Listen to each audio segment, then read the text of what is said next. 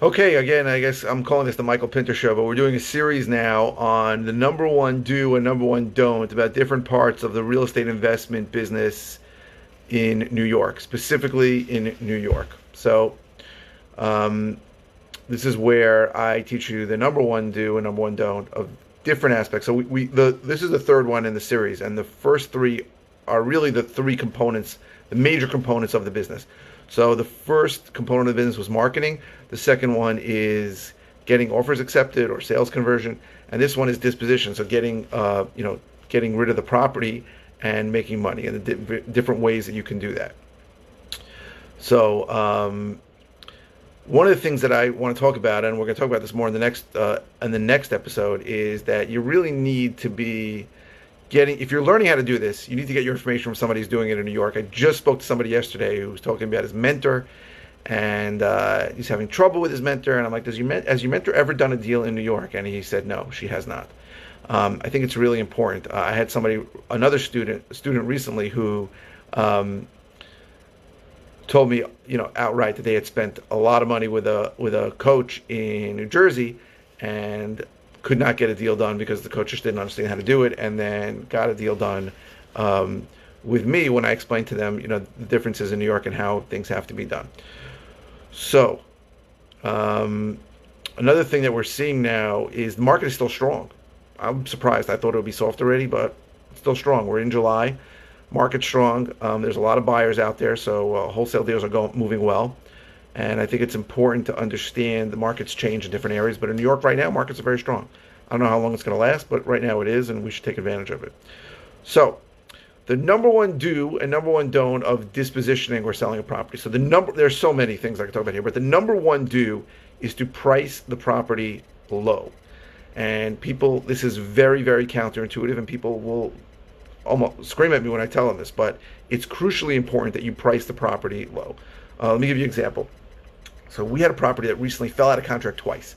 It was in contract before COVID, and I know it's about a $400,000 house, right? And it's in an area where taxes are a little high.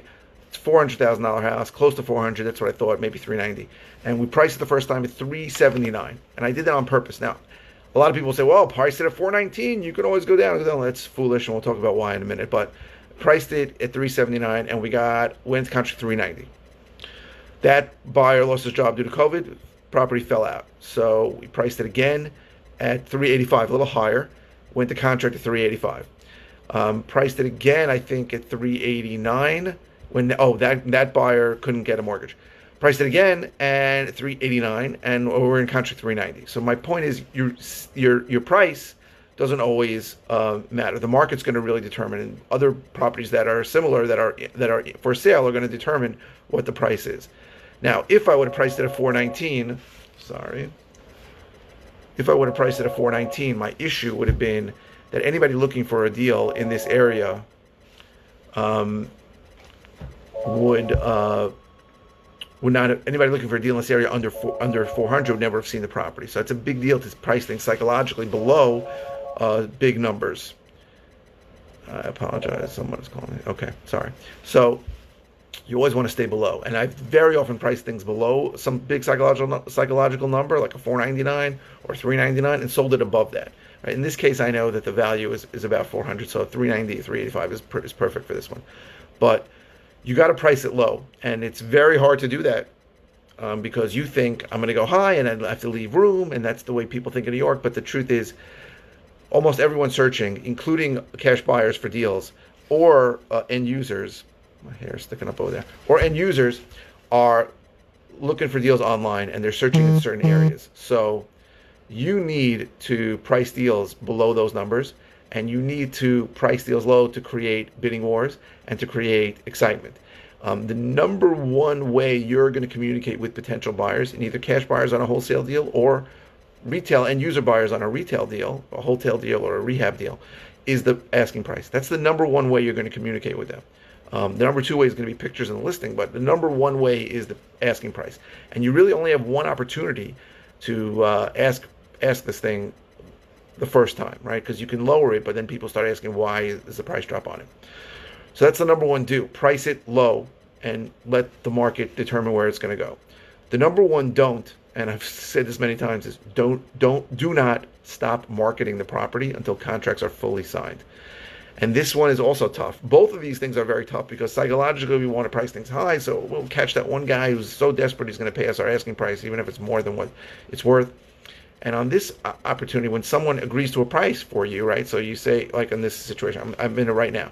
So I have a buyer who said they'll pay $390 for this house, and I want to sell it to them, but I am still scheduled an open house for the weekend, and I am not stopping to market the property at all because until contracts are signed, that buyer is not under obligation to buy, and you're under no obligation to sell to them.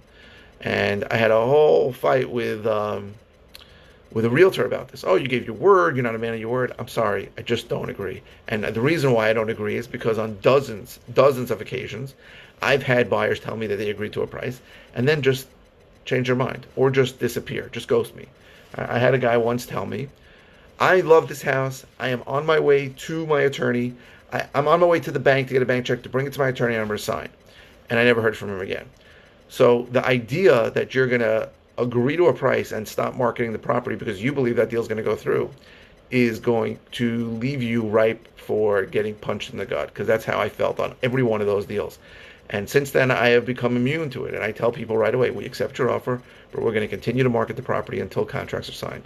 I say that every time. My disposition manager says it every time. Every time. We accept your offer, but we're going to continue to market the property until contracts are fully signed.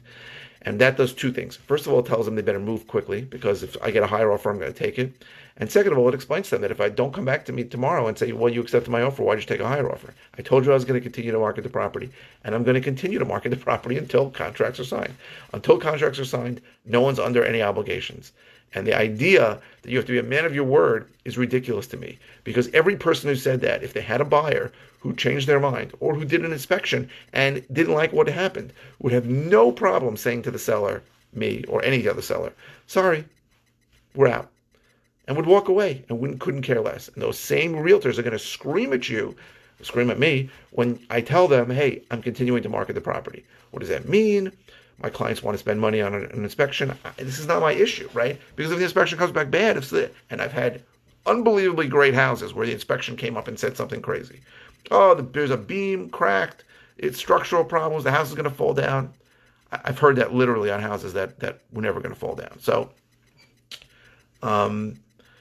it's important to understand when you are selling a property that until the buyer is under obligation to buy, you're not under obligation to sell. So it's crucially important that you continue to market the property. So the big don't stop marketing the property until contracts are fully executed by both the buyer and you, the seller. Because I've had situations where they sent the contract back in signed, but they made changes to it. They gave me a price and then they asked for a $20,000 sales concession. So the price was really $20,000 less to me. So until your attorney reviews the contract to make sure there's no changes and you sign it, the deal is not in contract. So that's the big don't. So something that's been going on recently, I just had a very good thing. A student of mine, we're closing a deal and he's going to net about $35,000 on it. And it was due to a short sale. So short sales in this market, it looks like, are going to be coming back. And a lot of lenders have been more inclined to accept lower prices lately, from what I'm seeing. And I've seen some short sales that were sort of lingering for many, many months. And then once COVID started, I think a lot of the lenders started getting worried about their inventory and started accepting some more short sales. So I just had a short sale deal, and I hate short sales, but they do work sometimes. And a student of mine is going to make about $35,000 on a short sale. So I think that's amazing. So just to recap, the number one do and don't of dispositioning and selling properties, both to cash buyers on a wholesale deal or to end users on a wholesale or a rehab. The number one do is price it low. Always price it low. Let the market take it up. Create bidding wars. The number one don't is don't stop marketing until contracts are fully signed. The next one I think we're going to do is we're going to talk about when you're learning how to do this business, what's the number one do and number one don't. I hope it will be helpful, and I hope you're getting some value out of this. Please if you like these videos. Please share. If you haven't subscribed on YouTube, subscribe. Comment. If you have any suggestions for do's and don'ts or any other videos you'd like me to do, put them below So, and there's about 7 ways I can help you if you're starting or learning how to do this. In Facebook, it's above, and in YouTube, it's below. So please, also that we're having a meeting of the a virtual meeting of the Nassau County RIA on July 9th, 2020. I don't know when you're watching this, but that link will also be above in Facebook and below on YouTube. So thank you very much for watching, and I'll do another one the next, I think, Monday. We'll do the next one the next business day.